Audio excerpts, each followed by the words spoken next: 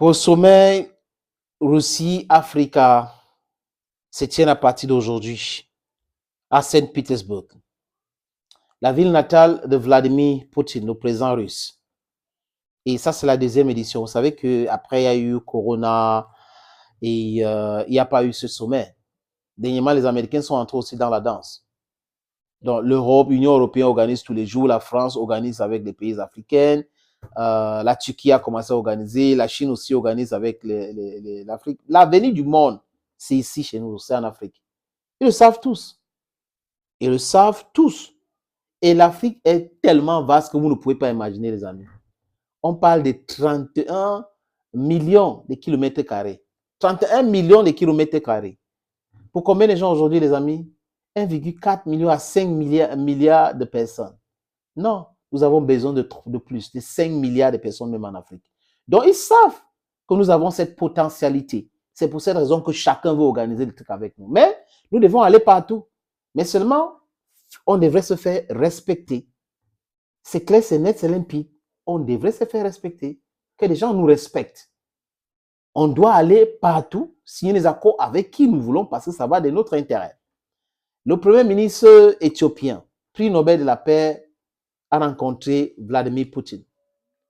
Salut les amis, bienvenue sur votre plateforme. S'il vous plaît, vous pouvez abonnez-vous, liker, commenter les vidéos et partager. Vous savez, on n'est pas l'aimer, comme moi, qui n'a pas trouvé bien pour quelqu'un qui a reçu le prix Nobel de la paix de déclencher une guerre dans son propre pays contre ses propres citoyens. Mais bon, les choses sont en train d'être normalisées. Avançons, parce que c'est ça le monde aussi. On peut faire les erreurs, après on se corrige, après on avance. C'est pour cette raison que souvent, sur notre plateforme, on le dit tout le temps, que nous voulons les philosophes comme leaders, ou que les leaders actuels, il n'y en a pas beaucoup en Afrique d'ailleurs, se transforment en philosophes. Oui, même les dirigeants peuvent se transformer en leaders ou se transformer en philosophes. Il n'y a pas là de quoi, les amis, du pragmatisme. Abiy Ahmed est pragmatique. On a dit accord céréalier ukrainien. Le blé ukrainien qui est produit par 3 sociétés américaines. Donc, tous les terres sur lesquelles on produit le blé sont contrôlés par les Américains. C'est pour cette raison qu'il y a tout ce ramadan, on va envoyer le blé et tout ça. Deuxième fois signé, le blé qu'on devait envoyer en Éthiopie, qu'on devait envoyer au Yémen, qu'on devait envoyer en Somalie, en Afghanistan, est parti plutôt en Europe. Et le ministre de la Défense italien l'avait dit, que 95% de ce blé se termine plutôt dans les ports européens et c'est les Européens qui consomment cela. Et seulement 3% vont en Afrique. Et la Russie aujourd'hui a dit clairement qu'elle est prête à donner du blé aux pays africains, à donner du carburant aux pays africains. Mais c'est du concret. Qui avant la Russie avait fait quelque chose de concret comme ça? Ils vont faire le chantage pour le faire. C'est pour cette raison que la concurrence en géopolitique est aussi importante, c'est nécessaire. Si on n'est pas d'accord avec vous ici, mais on va aller là-bas. Si on n'est pas d'accord avec ce X, on va aller à Y. Après, ça dépend de notre intérêt. Si on peut retrouver notre intérêt à X, Y, Z, on va signer les accords avec ces gens-là. Un point, c'est tout. Donc, le premier ministre éthiopien a fait le déplacement pour la Russie, où il a rencontré, en marge du sommet, ou avant le lancement du sommet, les amis, Vladimir Poutine.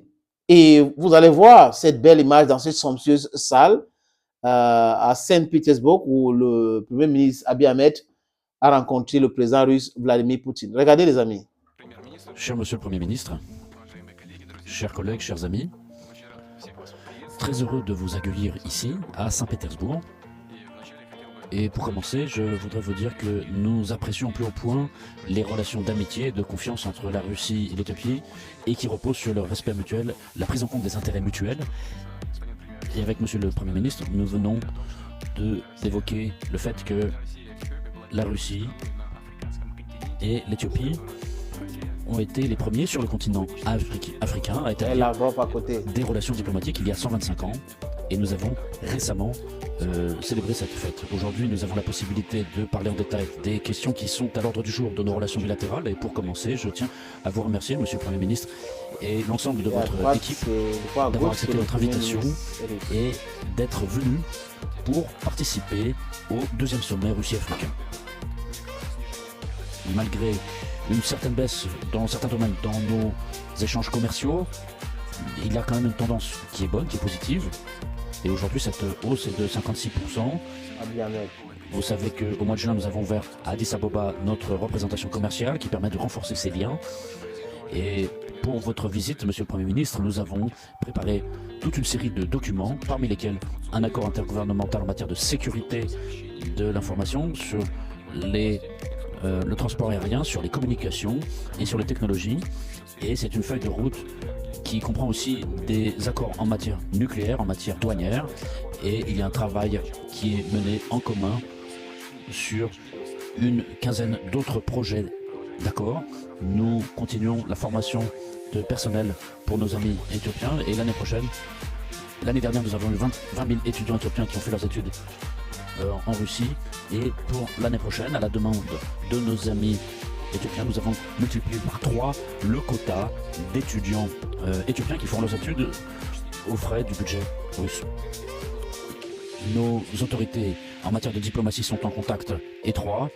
Nous occupons les mêmes positions sur les questions qui se posent dans l'actualité internationale. Ainsi va le monde. C'est en train de bouger, n'en déplaise aux gens qui ont toujours voulu maintenir le peuple du monde dans l'esclavage, maintenir le peuple du monde dans le noir, maintenir le peuple du monde dans le sous-développement pour mieux les commander, mieux les diriger, mieux les malmener. Aujourd'hui, les choses changent et il y a des Africains qui comprennent cela.